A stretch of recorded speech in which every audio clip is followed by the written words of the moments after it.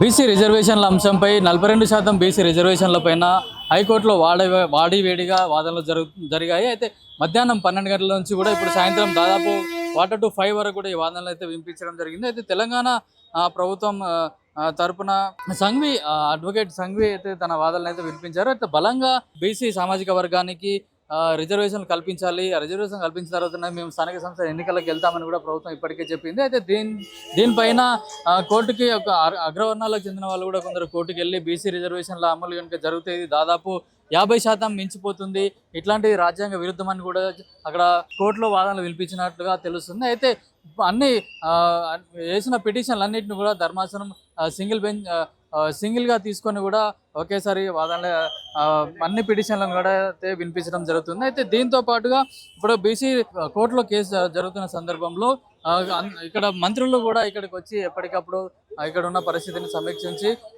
సమీక్షిస్తున్నారు. దీంట్లో స్వయంగా బీసీ మంత్రులు కొండా సురేఖ, పొన్నం ప్రభాకర్, వాకటి శ్రీహరి, టీపీసీసీ అధ్యక్షుడు ఎమ్మెల్సీ మహేష్ కుమార్ గౌడ్ కూడా ఇక్కడికి వచ్చి అంటే అడ్వకేట్లతో ఎప్పటికప్పుడు చర్చలు అయితే జరుపుతున్నారు.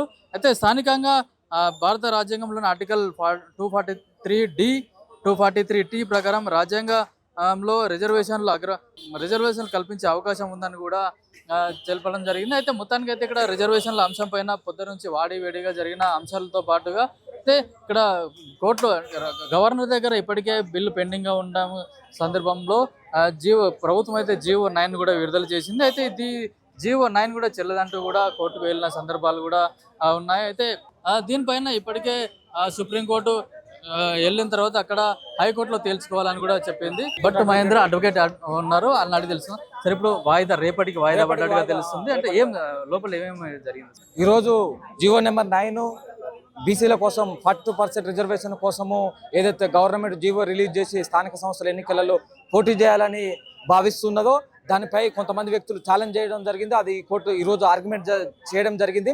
పిటిషనర్ తరపున న్యాయవాది మరియు అడ్వకేట్ జనరల్ ప్రభుత్వం తరపున న్యాయవాది ఇద్దరు కూడా తమ వాదనలు వినిపించారు. వాదనలు వినిపించేసరికి 4:30 అయింది. కోర్టు సమయం అయిపోయినందున రేపటికి వాయిదా పడింది. ఇరు వాదనలు విన్న తర్వాత మాకు ఒక న్యాయవాదిగా మాకు అనిపించింది ఏంటంటే కోర్టు 42% రిజర్వేషన్ ఇవ్వడానికి సుముఖతగా ఉన్నట్లుగా మేము భావించడం జరుగుతుంది. రేపు వాదనల తర్వాత ఇది తుది తీర్పు వచ్చే అవకాశం ఉంది. ఇప్పుడు గవర్నర్ దగ్గర బిల్ పెండింగ్ లో ఉండగానే జీవో తీసుకురావడం తప్పు అనేది కూడా ఒక వాదన వినిపిస్తుంది. అది ఎంతవరకు కరెక్ట్? అంటే జీవో కొట్టేసే అవకాశం ఉందా, లేకుంటే కోర్టు కూడా దీన్ని సమర్థించే అవకాశం? గవర్నర్ గారు భారత రాజ్యాంగం ప్రకారము నెల రోజులలో సానుకూల నిర్ణయం చెప్పాలనుకుని భావిస్తే నెల రోజులలో సంతకం చేయాలి. వ్యతిరేక భావన కానీ ఒకవేళ అట్లనే దాన్ని అట్లనే ఎలాంటి సంతకం పెట్టి కానీ పెట్టకుండా కానీ నిర్ణయం తీసుకుంటే 3 నెలల లోపు నిర్ణయం తీసుకునే అవకాశం ఉంది. ఒకవేళ ఆయన సంతకం పెట్టకపోయినప్పటికీ కూడా జీవో చెల్లుబాటు అవుతుంది.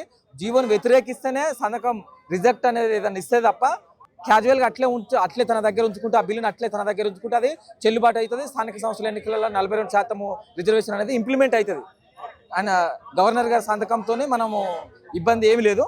ఓన్లీ కోర్టులోనే ఏం జరుగుతుంది అనేదే మనకి ఇంపార్టెంట్. కోర్టు కనుక ఈ పిటిషన్ కొట్టేస్తేనేమో 42% రిజర్వేషన్ మనకు వచ్చే అవకాశం ఉంది. కాబట్టి పిటిషన్ కొట్టేసే అవకాశాలు స్పష్టంగా కనపడతా ఉన్నాయి. అంటే సార్, రేపు ఏజీ కూడా వాదాలు వినిపించే అవకాశం ఉందంటారు. రేపు ఎట్లా ఉండబోతుంది? అదే ఈరోజు కోర్టు సమయం లేనందున ఈరోజు పెండింగ్ పడ్డది. రేపు ఏజీ వాళ్ళు వినిపిస్తారు ఖచ్చితంగా. రేపు మ్యాక్సిమం డిసిషన్ వచ్చే అవకాశం చాలా ఎక్కువ ఉంటుంది. రేపు మార్నింగ్ నుంచి ఈవినింగ్ వరకు మార్నింగ్ సెషన్ ఒకటి, ఈవినింగ్ సెషన్ ఒకటి వాదన జరిగింది. టైం లేకపోవడం వల్ల పిటిషన్లు ఎక్కువ మంది ఉండడం వల్ల ఆ టైం అనేది ప్రొలాంగ్ అయింది. రేపటికి వాయిదా పడ్డది. అంటే దీంట్లో ఇంకో అంశం ఏంటంటే రైతులకు కూడా రిజర్వేషన్ కల్పించాలనే అంశం కూడా వెలుగుచ్చారని కూడా మనకు సమాచారం ఉంది. అది ఒకవేళ అట్లాంటి అవకాశం ఉంది, అది కూడా ప్రస్తావనకు వచ్చింది. దాన్ని ఇంప్లిమెంట్ చేస్తారనేది వెయిట్ చేసి చూడాలి. మనతో మాట్లాడడానికి బీసీ సంఘం నేత జాజుల శ్రీనివాస్ అన్నారు. అన్న, చెప్పండి, ఇప్పుడు ఎట్లా ఉంది? అంటే రేపటికి వాయిదా పడింది. రేపు ఏం జరగబోతుంది? అసలు అనుకూలంగా వస్తుంది? ఏం జరిగింది? ఇవాళ బీసీలకు న్యాయం జరుగుతుంది అనేది ఒక ఇంటి వచ్చింది సిగ్నల్. ఎందుకంటే ఈ జీవో ఉట్టినే కొట్టేస్తారని ఒక అపవాదు లేపారు. ఆ తర్వాత స్టే వస్తుందని ఒక అపవాదు లేపారు. రేపు ఎన్నికల షెడ్యూల్ నోటిఫికేషన్ వస్తుందని చెప్పి కూడా ఎవరైతే పిటిషన్ చేసినటువంటి వాళ్ళు ఉన్నారో వాళ్ళు చెప్పారు. అయినప్పటికీ కూడా ఈరోజు ఇలా ఎలాంటి స్టే రాలేదు. వాళ్ళు ఏదైతే అనుకున్నారో, ఏదైతే ఊహించారో అది రాలేదు. ఇది బీసీలకు ఖచ్చితంగా ఒక ఉపశమనం ఇచ్చేది. ఎందుకంటే బీసీల పట్ల న్యాయం ఉంది.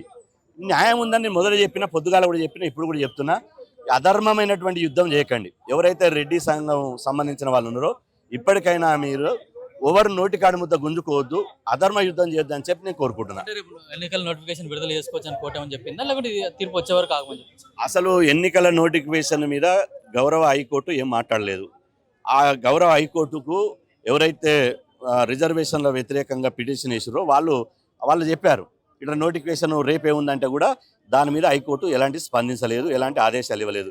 కాబట్టి రేపు ఎవరు చేసే పని వాళ్ళు చేస్తే బాగుంటుంది. మనతో మాట్లాడడానికి హైకోర్టు అడ్వకేట్ భిక్షమయ్య గారు ఉన్నారు. సార్, ఇప్పుడు లీగల్గా చేస్తే రేపు కోర్టు ఏ విధంగా తీర్పు ఇవ్వబోతుంది?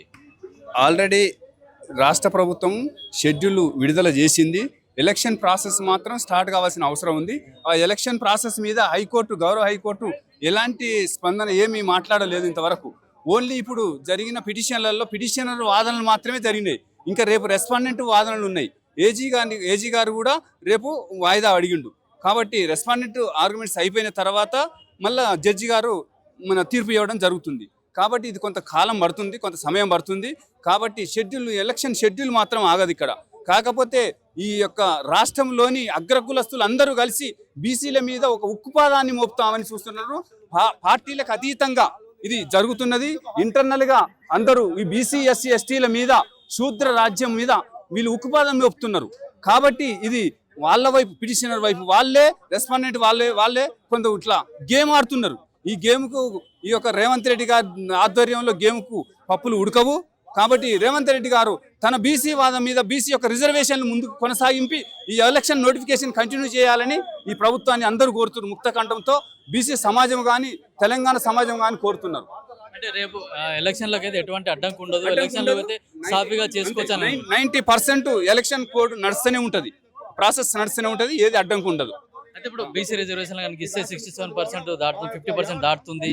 దీన్ని 50% కంటే ఎక్కువ ఇయ్యదని రాజ్యాంగంలో ఉందని కూడా కొన్ని వాదనలు కూడా వినిపించినట్టు తెలిసింది. మరి ఇది ఎంతవరకు సభ? అంటే ఇప్పుడు 42 కనుక ఇస్తే 50 దాటుతుంది కాబట్టి ఇది ఇంప్లిమెంటేషన్ అవుతుందా, అవ్వదా? ఇది పాసిబుల్ అవుతుంది. తమిళనాడు 69% తీసుకున్నప్పుడు ఎలా పాసిబుల్ అవుతుందో ఇది కూడా అదే తరాలో పాసిబుల్ అవుతుంది. మరి దేశంలోని అగ్రకులస్తులకు 10% రిజర్వేషన్, 3% ఉన్న అగ్రకులస్తులకు 10% రిజర్వేషన్ అప్పుడు ఏ సందడి, ఏ గొడవలు లేవు అట్లా. కాబట్టి ఇది కూడా 69% పాసిబుల్ అవుతుంది. ఇది కొనసాగిస్తారు ప్రభుత్వం. అయితే ట్రైబల్స్ వాళ్ళు ఎవరైతే ఉన్నారో అక్కడనే రిజర్వేషన్ పెంచుకునే అవకాశం ఉంది, వేరే దగ్గర లేదు అని కూడా చట్టంలో ఉందని కూడా చెప్తున్నారు.